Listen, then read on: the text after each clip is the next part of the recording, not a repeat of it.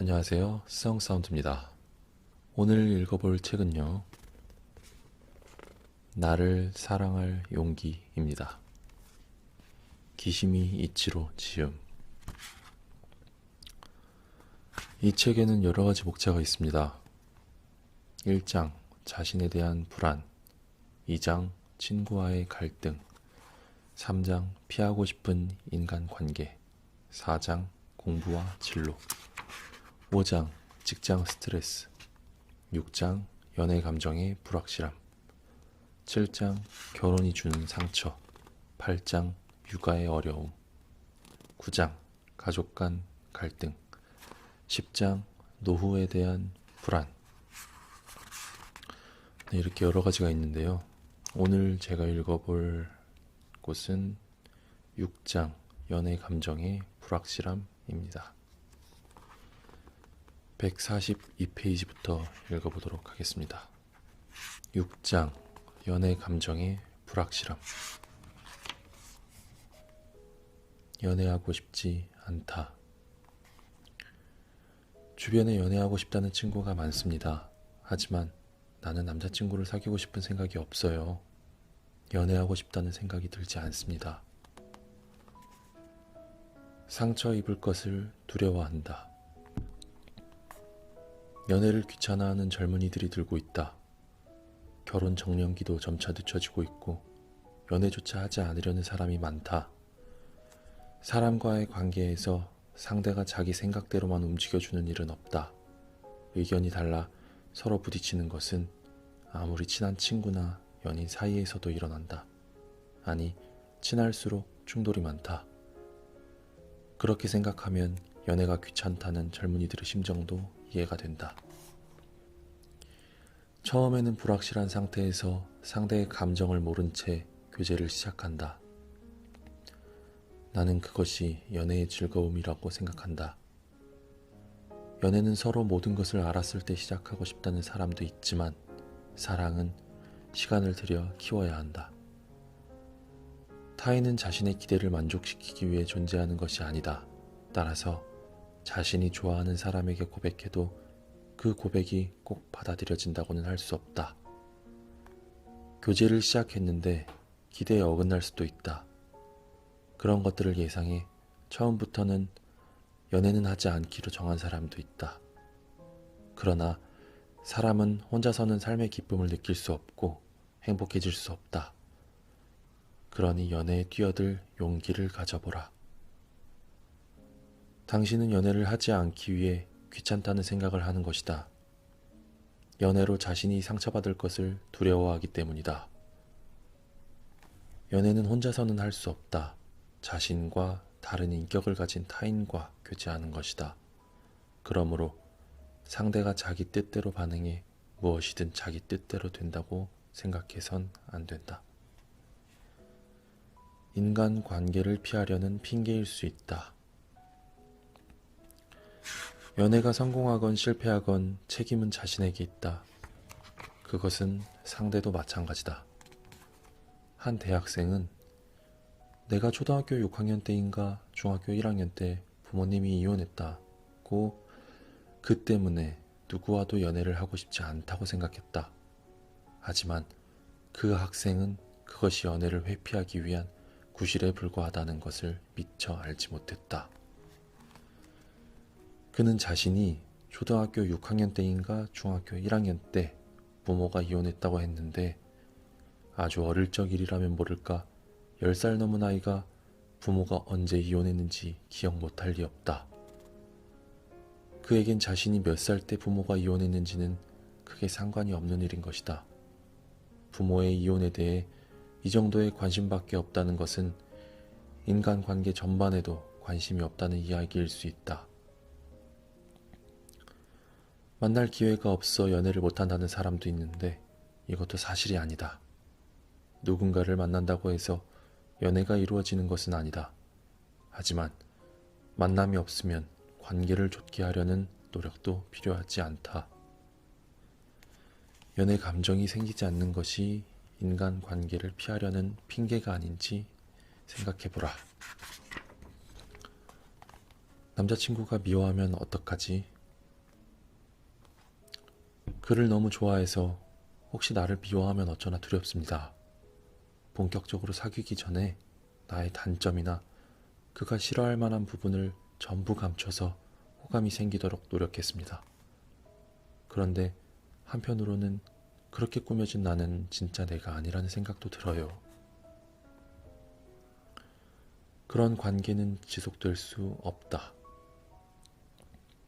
상대가 자신을 싫어하지 않도록 행동해 연인 사이가 되었는데 스스로 깨닫고 있듯이 상대가 좋아하게 된 당신은 진짜 당신이 아니다. 정도의 차이는 있겠지만 사람은 누구나 남 앞에서는 혼자 있을 때의 자신과 다른 행동을 취한다.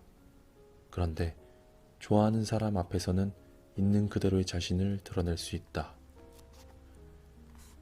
있는 그대로의 자신을 보일 수 있다고 마음을 놓을 수 있는 사람을 좋아하게 되기 때문이다. 따라서 당신이 늘 자신의 좋은 부분만 보이려 한다면 그 관계가 언제까지 지속될 수는 없다. 있는 그대로의 자신을 보일 수 없는 것은 자신감이 없어서다.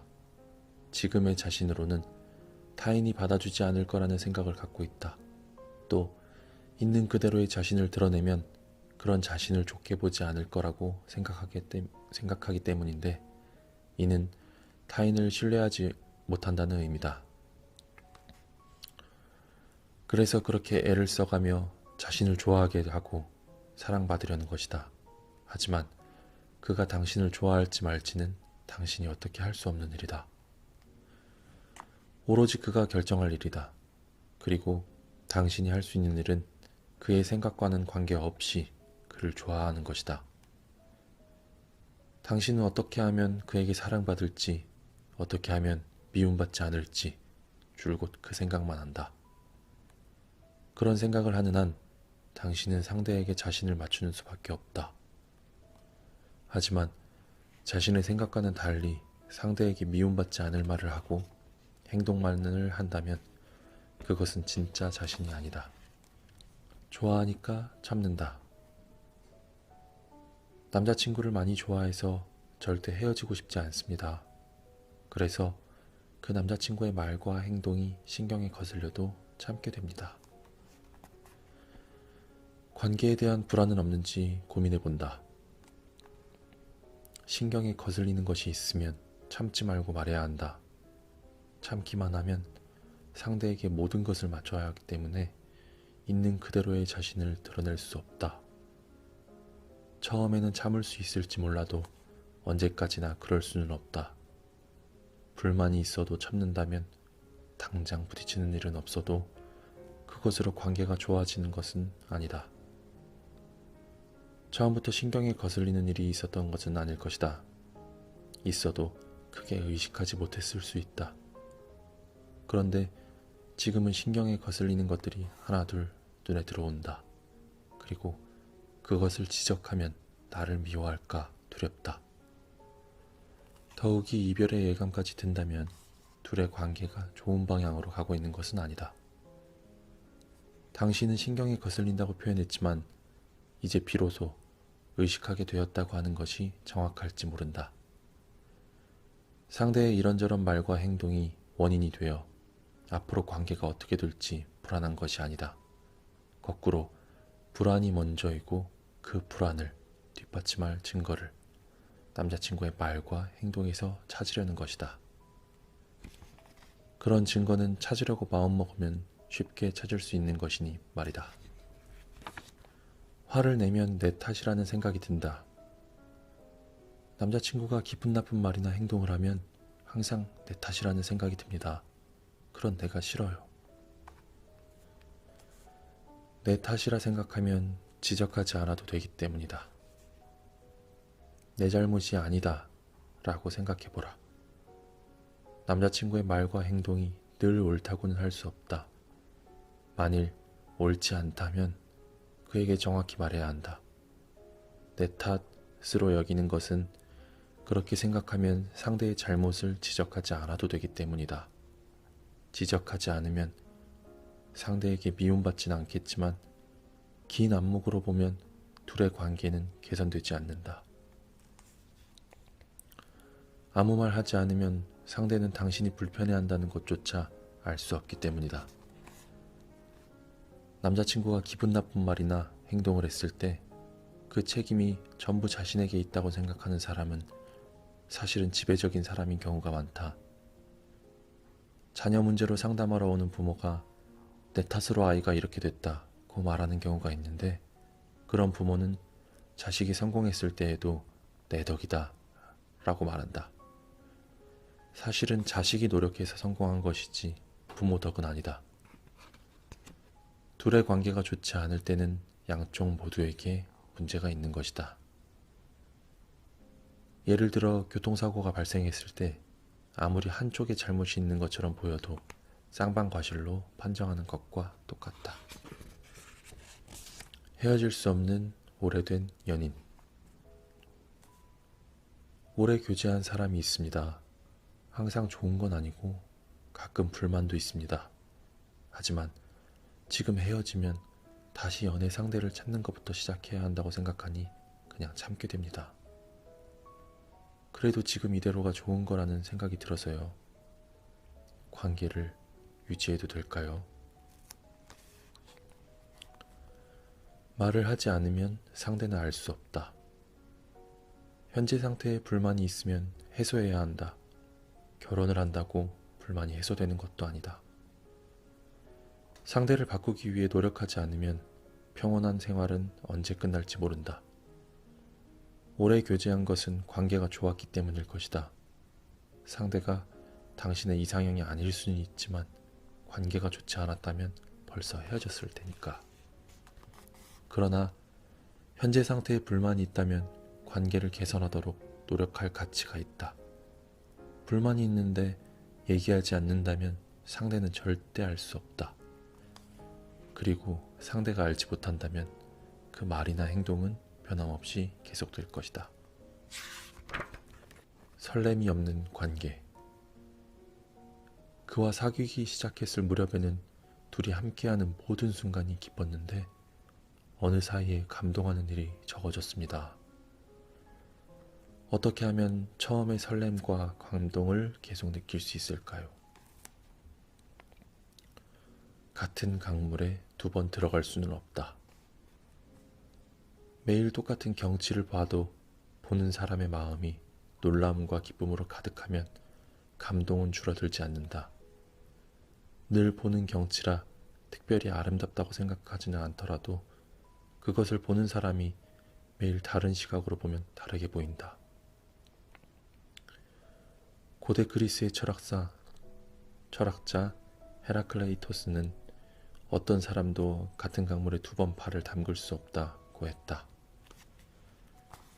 같은 것은 강의 이름뿐 강물의 흐름도 그 안에 들어가는 사람도 절대 전과 똑같지 않다. 연애하는 관계라고 예외일 수는 없다. 처음의 설렘을 다시 느끼는 것은 어려울 것이다. 그러나 그 설렘의 시간이 지나면 저절로 없어진다는 것은 사실이 아니다. 늘 설렘을 유지하고 싶다면 처음 만난 날을 떠올려보라. 오늘 그를 만나는 당신은 어제의 당신이 아니고 그 역시 같은 사람이 아니다. 오늘 이 사람과 처음 만났다 생각하고 하루를 시작해보라. 질투 감정이 자꾸 생긴다는 건 나는 지금까지 누구에게도 질투를 느낀 적이 없습니다. 연애가 처음인 것은 아닌데 이전에는 좋아하는 사람이 다른 사람과 즐겁게 이야기하는 모습을 봐도 질투 감정이 생기지 않았습니다. 그런데 지금 사귀는 사람은 달라요. 그 사람의 입에서 내가 아닌 다른 사람의 이름만 나와도 가슴이 조여들고 제대로 숨을 쉴 수 없습니다. 내 안에서 어떤 일이 일어나는 걸까요? 진짜 사랑하면 질투란 감정은 생기지 않는다. 질투심은 자신이 사랑한다고 생각하는 사람을 물건으로 간주하기 때문에 생긴다. 자신의 소유물로 인식하고 있기 때문에 다른 사람과 친한 모습을 보면 자신의 장난감을 빼앗겼다고 생각하게 되는 것이다. 거기에 자신감도 없어서 그 장난감이 다른 사람을 좋아할지 모른다는 불안감을 느낀다. 자신감을 가진 사람이라면 자신의 장난감에 다른 사람이 손을 대도 아무렇지 않을 것이다. 연애 관계인 그 또는 그녀는 물건이 아니라 자유의지를 가진 사람이다. 자신의 물건이라고 이름표를 달 수도 없고 묶어놓을 수도 없다. 질투심에서 해방되기 위해서는 자신감을 갖는 수밖에 없다. 나만 봐달라고 직접 말로 부탁해도 되지만 구석을 좋아할 사람은 없다. 연애를 하는 모든 사람이 질투를 느끼지는 않는다. 사랑하는 사람의 인격과 마주하는 사람은 질투하지 않는다. 그런 의미에서 본다면 지금까지 질투 감정이 일지 않았던 이유는 상대를 사랑했기 때문이라고 할 수 있다. 그런데 이번 상대에게는 질투를 느낀다면 자신의 감정을 잘 들여다볼 필요가 있다. 그를 진심으로 사랑하지 않는데도 어떤 이유로 인해 질투의 감정을 만들어내는 것은 아닐까? 정말 그 사람을 사랑하는지 다시 한번 자신의 마음을 확인해보자. 사랑하는 사람의 인격과 마주하는 사람은 질투하지 않는다. 네, 오늘은 여기까지 읽어보도록 하겠습니다. 사실 사랑에 대한 정의를 책으로 풀어낼 수는 없는 것 같아요. 저 또한 마찬가지고 사랑이란 개개인이 갖는 감정 여부에 따라 달라지는 것 같고 해석의 차이도 너무나 다른 것 같습니다. 나중에 시간이 되면 저의 사랑에 대한 기준과 연애를 함으로써 느끼는 감정들, 그 얘기를 같이 공유해보고 싶어요. 저 또한 여러 가지 생각이 있고 이 책이 전하는 것뿐만 아니고 여러 책 혹은 글들이 전하는 감정과 조금은 다른 생각을 갖고 있습니다. 물론 비슷할 수도 있지요. 여러분들의 사랑에 대한 기준은 어떤가요? 각자 생각하는 사랑의 기준은 많이 다를 겁니다. 하지만 그 사랑이 저는 모두 옳다고 생각합니다. 물론 안 좋은 사랑 그런 건 있을 수 있어도 틀린 사랑은 없다고 생각합니다. 네, 오늘 여기까지 하도록 할게요. 나를 사랑할 용기. 이상 수영사운드였습니다.